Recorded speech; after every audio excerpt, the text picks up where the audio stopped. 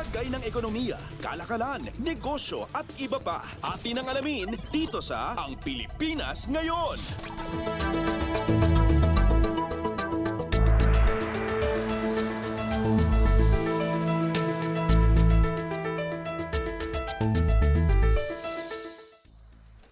Magandang araw, narito na ang mga nangungunang balita sa larangan ng pagninegosyo at kalakalan. Bagyang itinaas ng International Monetary Fund o IMF ang growth forecast nito sa Pilipinas ngayong 2024 at sa 2025. Batay sa bagong World Economic Outlook ng international lender, aabot sa 6.2% ang inaasahan nitong Gross Domestic Product o GDP growth ng Pilipinas ngayong 2024, bagyang mas mataas kumpara sa 6% projection noong Enero. Ang bagong forecast ay pasok sa government target na 6 hanggang 7% GDP ngayong taon. Paliwanag ni IMF Representative to the Philippines Ragnar Gudmundsson, ang rebisyong ay bunga ng carry-over buwat sa better than expected outturn ng GDP ng Pinas sa huling quarter ng 2023 na sumampa sa 5.5%. Ang projections naman para sa emerging at developing countries sa Asia, lumalabas na magiging pangalawa ang Pilipinas sa may pinakamabilis na paglago ng GDP kasunod ng India na may 6.8% growth forecast. Maunguna naman ito sa Southeast Asian nations buwat sa inaasahang pagsampa lamang sa 5.8% ng GDP ng Vietnam at 5% projected growth ng Indonesia. Para naman sa 2025, bahagyaring iniangat sa 6.2% ang projected growth nito sa Pilipinas na siyang mataas ng 0.1 mula sa 6.1% projection noong Enero. Sa kabila ng rebisyon, nananatili pa rin itong kapos sa 6.5 hanggang 7.5% target ng pamahalaan para sa susunod na taon. Ayon kay Gudmundsson, ang forecast para sa 2025 ay buhat sa ekspektasyon sa acceleration ng domestic demand at investment sa bansa. Upang tuluyang makamit ang 6 hanggang 6.5% na GDP growth, ipinunto nito ang pagkakaroon ng structural reform sa closed infrastructure at education gaps, gayon din sa pag-attract pa sa foreign direct investments at sa paghasa ng benepisyong dala ng digital economy. Maalalang target ng economic managers ang 6.5 hanggang 8% na GDP mula 2026 hanggang 2028.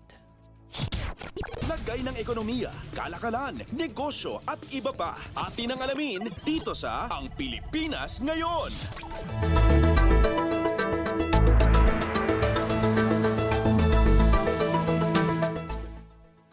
Sa iba pang balita, naniniwala si Bangko Sentral ng Pilipinas o BSP Governor Ellie Remolona na malabo pa ring makapagtapyas ng key rate sa mga susunod na buwan at posible pa itong maipatupad sa susunod na taon. Sa isang panayam, sinabi ni Remolona na nananatiling nasa upside risk ang inflation sa bansa, kaya naman nananatili rin silang hawkish o mahigpit sa policy rate. Tayaan niya nila nasa lampas 56% ang tsansang malalampasan ng actual inflation ang BSP target na 2 hanggang 4% at kinakailangang magkaroon ito ng signipikong pagbaba para maikonsidera ang bawas sa key rates. Sa kabila ng nakikita niyang monetary easing sa unang quarter ng 2025, sinabi nitong hindi ito magiging malaki bagkus ay sasapat lamang upang mapalapit sa neutral rate na 6%. Kasalukuyang nasa 6.5% ang borrowing cost sa Pinas, ang pinakamataas sa loob ng 17 taon. Kabilang ang Pilipinas sa buong mundo na kasalukuyang nagpapatupad ng mahigpit na policy rates at nag-aantay ng signipikong pagbaba sa price pressures bago magluwag. Lagay ng ekonomiya, kalakalan, negosyo at iba pa. Atin ang alamin dito sa Ang Pilipinas Ngayon.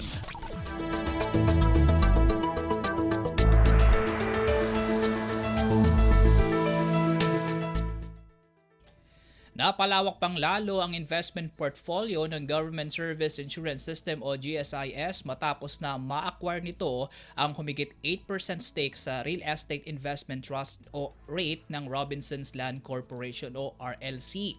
Base sa inilabas na disclosure ng Gokong Wei-led company sa stock exchange, sa loob ng 60 araw ay naka-acquire ang GSIS ng 790.22 million common shares sa kanilang rate dahilan para mapalobo Globo sa kabuang 877.43 million ang common shares nito. Ang nasabing deal na may estimated value na lampas 4.3 billion pesos mula sa stock price na 4 pesos and 95 centavos apiece ay sumasalamin sa kabuang 8.18% stake ng GSIS sa RLC rate. Kamakailan lamang nang ianunsyo ng RLC ang pagkakabenta nito sa 1.73 billion common shares sa high-quality institutional investors na may kabuang halaga na 8.5 billion pesos. Dahil dito napataas ng RLC ang public equity float nito sa 49.95% mula sa 33.86%. Lagay ng ekonomiya, kalakalan, negosyo at iba pa. Atin ang alamin dito sa Ang Pilipinas Ngayon.